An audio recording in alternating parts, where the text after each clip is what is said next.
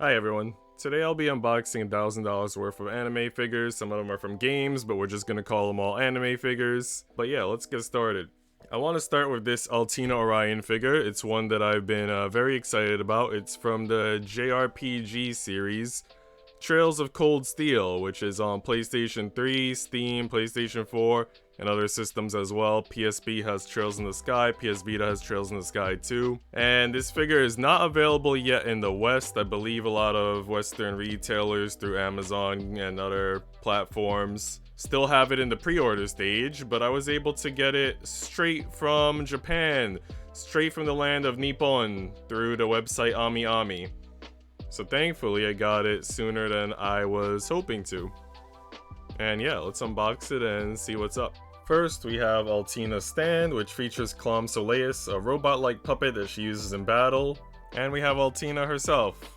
She has her outfit from Trails of Cold Steel 3. You can choose whether you want her hat on or off. She has a red tie,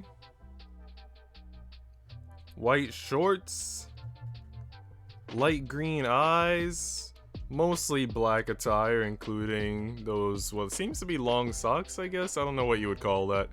I'm not an expert on women's attire.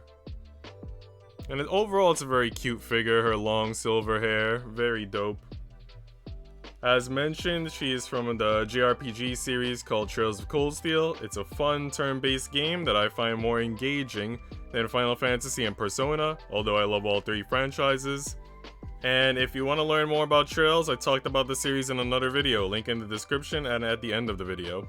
Next we have this Nana Devaluke figure from Pop-Up Parade, which is part of the Good Smile Company's line of figures. This was a $47 figure, and let's check it out. She has a pink kind of see-through stand, pretty basic. She's arguably one of the best tsunderes in anime. She calls Rito a playboy and a beast, but also says he's sweet and starts losing her mind while thinking about him. She's extremely cute and the perfect waifu for Flat is Justice ambassadors worldwide. The figure released in September 2021 in Japan, but it seems like Western retailers, including Amazon, couldn't ship it until about a week into January of 2022. So it's a pretty new figure, extremely cute, and great for my collection. Next, we're going to unbox this Nami figure from the Mega House brand. It appears to be from a line called Portraits of Pirates, and it has Nami in her outfit that she wore at the end of the Strong World movie when she was chasing Luffy around to get back a message she recorded on a dial. So this is our Nami base, see-through, it says Strong World on it, the title of that movie. As you can see, the Nami figure comes with the dial that Nami was trying to get back from Luffy, and she's rocking that white shirt from the scene where she wanted to prevent Luffy from hearing a message, which Sanji implied had romantic implications. The message didn't seem all that embarrassing, but I did really enjoy that last scene. And for the record, Nami is best girl for me. I know there are a bunch of Nico Robin fans out there, and that's dope, but Robin is too quiet for me, although I do enjoy her occasional dark humor. So yeah, Nami figure, straight from the movie. Pretty freaking awesome. And it was $112. Next we have a $54 Momo Devaluke figure by Furyu. The box has some more Momo art on it, a lot of Japanese text on the back, and Golden Darkness on the side. Golden Darkness I do not have a figure for, but that is on my list for the future. I would love to have a Golden Darkness figure. So our Momo figure comes with a white stand, and you can't actually attach Momo to the stand. There's no like pegs or anything, so she sort of just sits there looking cute in her gym clothes. And to be honest, there's not much else to say about this figure. It's basically just the mandatory purchase for any true Toloveru fan. You can't call yourself a fan and not have a Momo figure. It just wouldn't make sense. But here's our little slow look 360-degree view. Pretty cute overall. Next up is this X Plus Wendy Marvel figure that makes up 1/3 of the total value of figures in this video at a whopping $335. Now, for those of you who have thoroughly seen Fairy Tail, I'm sure you know there are a few beach episodes and water park episodes, some within the main episodes and some within OVA episodes. So Wendy had a few swimsuits in the actual show, but I'm pretty sure this one is an original design. It's red, it has little cat face prints on it, and it comes complete with cat ears and a cat tail.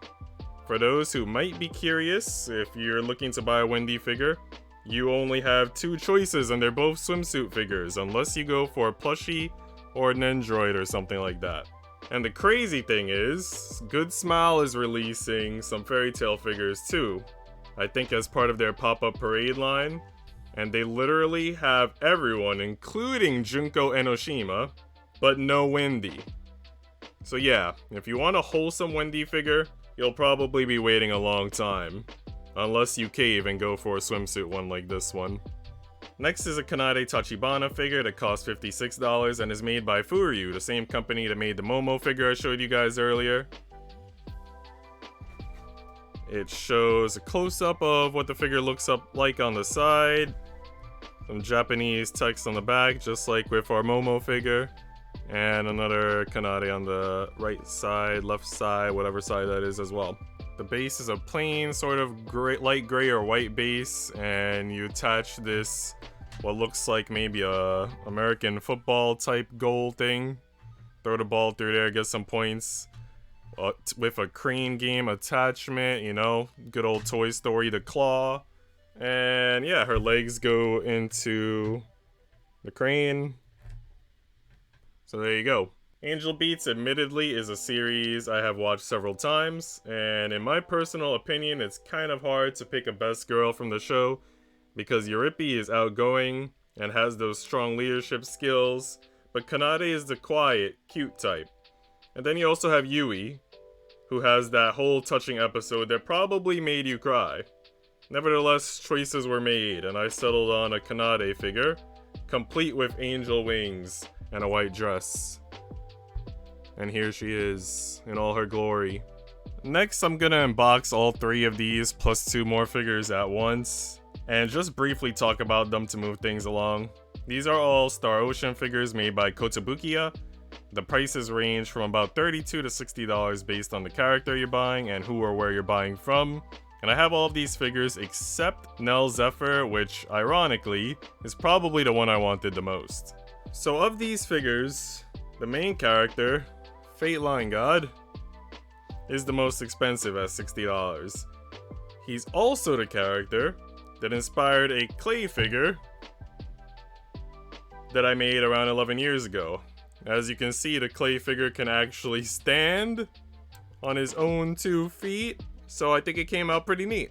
And of course, along with Fate, we have most of the cast from Star Ocean Till the End of Time, which was an amazing JRPG on the PlayStation 2. We have Cliff Fitter over here, the blonde guy, a character who occasionally flirts with the ladies and seems rather easygoing. We have Sophia Estede, the waifu that fulfills our childhood friend trope and takes on our white mage role. We have Roger, little kid back here, Roger Huxley. He's got a freaking battle axe, and he's a character who may or may not join your party for the long run. And we have Rossetti, a character that we're introduced to early on. I believe her family was part of like a wandering circus troupe. I see that there's a wire tie still stuck to her, because, you know, of course. And yeah. So to be honest, I don't know why we have Roger and Rossetti, both of the little kid characters, considering there were characters who were cooler and more integral to the story. I think Maria Trador or Albel the Wicked would have been better choices, but that's just me. I very much enjoyed playing the series 11 years ago and immediately did a second playthrough after beating it the first time, and the back-to-back experiences were both equally enjoyable because it's just as fun to play when you know what you're doing as it is when you don't have a freaking clue.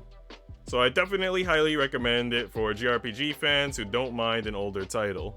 Next, we have the Hunter from Bloodborne, which cost me about 30 bucks and is made by Max Factory. As you can see, the figure comes with some of the little skeleton dudes that give you hints and items in the Hunter's dream.